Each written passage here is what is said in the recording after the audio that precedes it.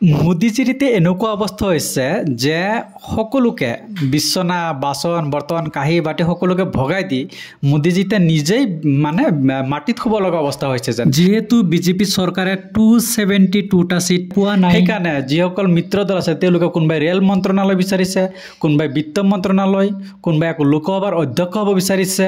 মানে এনেকুৱাকৈ সকলোকে মানে ভগাই দিব লাগে। মানে মোদীজি যিহেতু 240টা সিট পাইছে, মানে বিজেপিয়ে 240টা সিট পোৱাৰ পিছতো যিসকল মানে দুটা দল আছে ইয়াতে, যেহেতু চৰকাৰ হ'বলৈ 272টা সিট লাগে, যেহেতু মোদী নিজে 240টা সিট পাইছে আৰু আপোনাৰ 32টা সিট যিহেতু বাকী আছে। ইয়াৰে টিডিপি অন্ধ্ৰপ্ৰদেশৰ তেওঁলোকে 16টা পাইছে আৰু জেডি এইটো হ'ল বিহাৰৰ এটা ৰিজনেল দল, এওঁলোকে কি পাইছে 12টা সিট পাইছে। বিজেপি পাৰ্টিয়ে 240টা সিট পাইছে, গোটেইখিনি মিলি হ'ব আপোনাৰ 268টা আৰু বাকী ওপৰত থাকিব আপোনাৰ আৰু 4টা, মানে 4টাৰ বাকী আছে, তেওঁলোকৰ লগত লগ উপায় নাই, দিবই লাগিব। কাৰণ এই দুটা দল যদি বিজেপিৰ পৰা গুচি যায় বিজেপি কেতিয়াও চৰকাৰ গঠন কৰিব নোৱাৰে। এই দুটা দল এতিয়া য'ত যাব, কংগ্ৰেছৰ লগত গ'লে কংগ্ৰেছে চৰকাৰ কৰিব পাৰিব, বিজেপিৰ লগত থাকিলে বিজেপিয়ে চৰকাৰ কৰিব পাৰিব।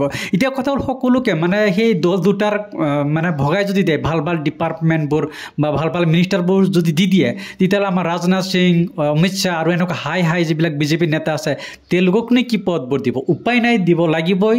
বা লগত যিসকলে থাকিব সমৰ্থনত তেওঁলোকৰ কথা নুশুনাৰ মানে কোনো উপায় নাই, তেওঁলোকৰ কথা শুনিবই লাগিব।